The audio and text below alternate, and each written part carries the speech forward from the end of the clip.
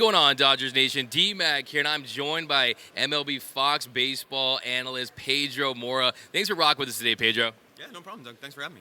And, of course, you covered the Dodgers for several years with The Athletic. You know all the ins and outs of this team. And, of course, we're here live at the winter meetings. And a lot of Dodger fans are thinking, hey, maybe they're not going to make a big splash this offseason. Where do you think the Dodgers are at right now with some of these big free agents? Do you think they're still in the mix for Carlos Correa?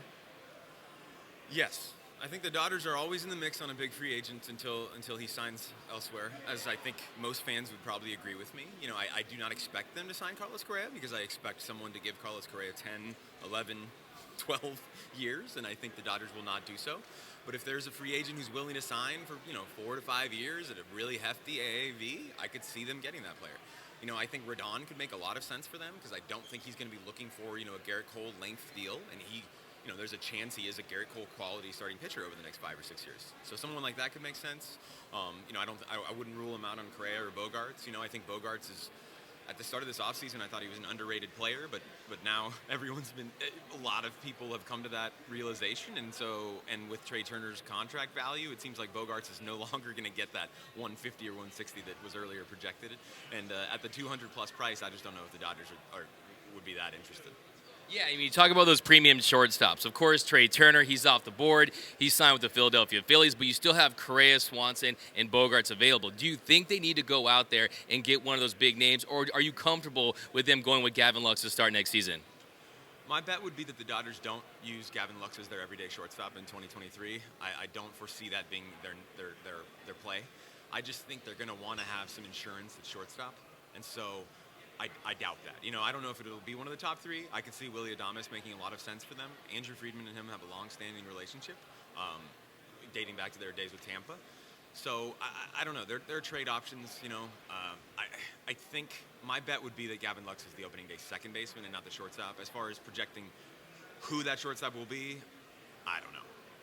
Yeah, and then circling a little back, you mentioned Carlos Rodon, a very interesting name. He had a fantastic year. He's really put these injury issues behind him. But when you talk about the length, there's a report he went 6 years, and the Dodgers, they just haven't gone deep on some of these pitchers when it comes to the length. Do you think that he's a guy that might consider something in the 4 or 5 year range, or do you think he's going to sign a 6-year deal? I think it depends on if someone gets to 6 years, for him, and which it sounds like has not yet happened. And so if the Dodgers say 4-year offer is comparable in dollars to a 5-year deal that someone else is offering him, why wouldn't he take that? This is a good team. This is a team that has proven to be able to help pitchers improve. They were pretty close to signing him a year ago. San Francisco won out because they offered the security of the second-year contract. So I wouldn't be that surprised. I think it could make some serious sense. I think they were willing to go to 8 years on Garrett Cole. Obviously, Garrett Cole has proven to be a more durable pitcher than Carlos Rodon has. But would it surprise you if Rodon is worth $180 million over the next 5-6 seasons? I don't think it would for me.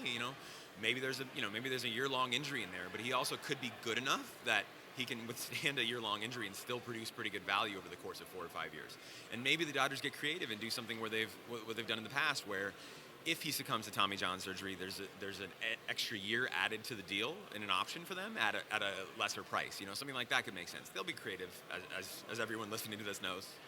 Yeah, and you saw with the DeGrom deal, you had the fine print that allowed him to go up to 220 if he stays healthy with the innings pitched. But yeah, do you think this Dodgers starting rotation, they're not going to have Walker Buehler presumably for the entire 2023 season? There is some talk that he could return towards the end, but they were in the mix with Justin Verlander. He ends up signing with the Mets. You got Julio Urias coming back, Clayton Kershaw's coming back. You might get some contributions from these young starters, Dustin May, Tony Gonsolin, of course, and then they're looking to bring up some of those younger guys like Bobby Miller and Ryan Pepiot will get another opportunity, maybe Gavin Stone. But do you think this Dodgers starting rotation needs another frontline starter to be legitimate World Series contenders?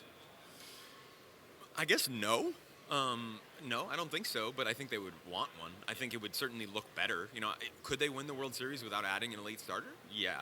I could see a world in which Dustin May is back to being elite next season. I'm not saying I guarantee it or even would bet on it, but it's certainly possible. And as you mentioned, Walker Buehler could be back in September or October. And the Dodgers are, especially with this new playoff format, the Dodgers are not in a position where they're really going to be fighting for a playoff spot, right? They're fighting for once they get to the playoffs. We know they're going to be in the playoffs next season. So I think they're in the market for guys who could be elite in October. And Walker Buehler still possibly fits that. You're not going to bet on it, or you're not going to, I think it's not a great bet that he's going to be ready, but it's possible. And so when you have a few different good options, like could Ryan Pepio be good by then? Could Dustin May be great by then? Yeah, I mean, these are all possibilities. And so if you string those together with Julio Urias, who was, again, really good this season, I think they still have that potential. But at the same time, understanding them as we do, I think it still makes plenty of sense that they would pursue an elite option. So I want to ask about Justin Turner, the longest tenured Dodgers position player. There's some rumors out there that maybe the Miami Marlins are interested in JT. I want to ask you a two-part question. One, do you think the Dodgers will bring him back? And two, how important is his leadership in that Dodgers clubhouse? Yeah, I think Justin Turner is like the rare exception. Whenever a player reaches free agency, you're always going to bet on them leaving versus staying. But he, and this has been the case now twice, he is the exception. I think he's still more likely to return to Los Angeles than he is to leave, especially at this advanced age. He just turned 38. I'm not saying it's a 100% guarantee. I think there will be some other teams interested, but I think at this point, the Dodgers understand how to utilize him, and he appreciates that. And I think the ability to play him, 50 or 60 or 70 games at third base, and then mostly a DH or something like that, makes a lot of sense. And the Dodgers are equipped to do that with Muncy and his flexibility. So it's a natural pairing forged because they've been pairing for a long time. As far as his leadership in the clubhouse, I think the Dodgers have demonstrated that they think clubhouse personalities and leadership can be regenerated through the years. And I think that they would probably imagine that what Turner has imparted on other younger players will remain even when he is retired. Because this guy isn't going to be around for more than a few more seasons at this age. And so, at some point they're going to have to transition away from him.